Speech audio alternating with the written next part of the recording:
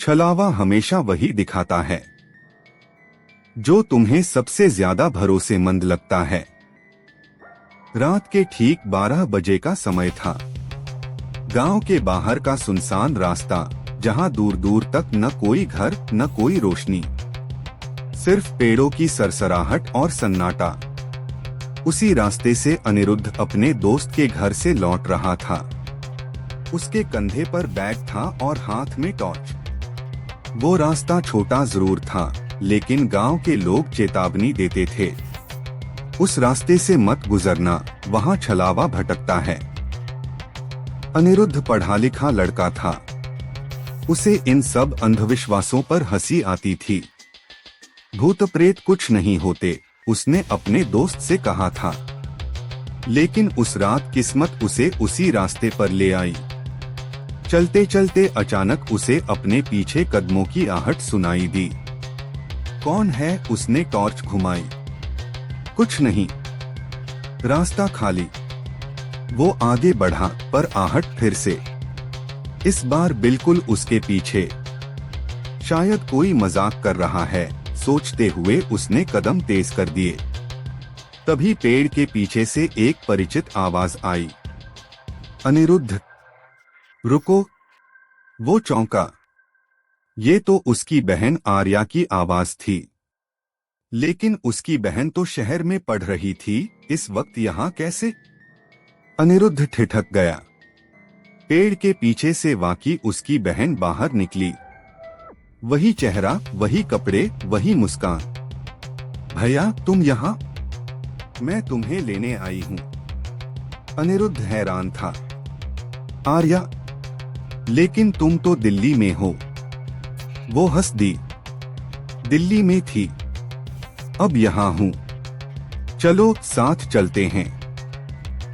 अनिरुद्ध के दिल में अजीब सा डर समाने लगा। उसकी नानी कहा करती थी, छलावा हमेशा तुम्हारे किसी अपने का रूप धरता है। अगर पैर जमीन पर न दिखे तो समझना वो इंसान नहीं। उसने कांपते हाथों से टॉर्च नीचे की, और जो उसने देखा उसकी रूह कांप उठी। आर्या जैसी दिखने वाली उस शख्स के पैर जमीन को छू ही नहीं रहे थे। अनिरुद्ध का गला सूख गया। ततु, मेरी बहन नहीं है। वो आकृति अचानक खींची हंसी हंस पड़ी। उसकी आंखें लाल अंगारों जैसी हो गईं। समझदार हो गए भैया, लेकिन अब देर हो चुकी है। वो आकृति उसके चारों ओर गोल गोल घूमने लगी। हर तरफ वही चेहरा, वही आवाज। कभी माँ बनकर पुकारती, बेटा इधर आओ। कभी दोस्त बनकर कहती, डर क्यों रहा है, मैं ही हूँ। और कभी उसकी बहन की शक्ल लेकर रोती, भैया मुझे अकेला मत छोड़ो। अनिरुद्ध की सांसें तेज हो गईं। उसने आंखें बंद कर लीं। ये सब झूठ है, छलावा है, बस छलावा। लेकिन आवाजें और जोर से गूंजने लगीं। पेड़ों की डालियां टूटने लगीं। हवा में सीटी जैसी आवाज भर गई। उसका शरीर सुन्न पड़ने लगा। अचानक उसके हाथ में बंधी कलाई की रक्षाडोरी चमक उठी। ये उसकी नानी ने ही बांधी थी और कहा था, जब कभी अंधेरे में कोई धोखा दिखे, इस डोरी को याद करना। डोरी की रोशनी फैलते ही वो आकृति पीछे हटने लगी। उसके चेहरे विकृत हो गए, आवाजें चीख में बदल गईं। तू नहीं बच पाएगा, छलावा फिर लौटेगा। एक तेज चीख के साथ वो आकृति धुएं में बदल गई और पेड़ों के बीच गायब हो गई। अनिरुद्ध जमीन पर गिर पड़ा। उसकी सांसें हाँफ रही थीं। सुबह जब गांव वाले उसे ढूंढते पहुंचे, वो बेहोश पड़ा मिला।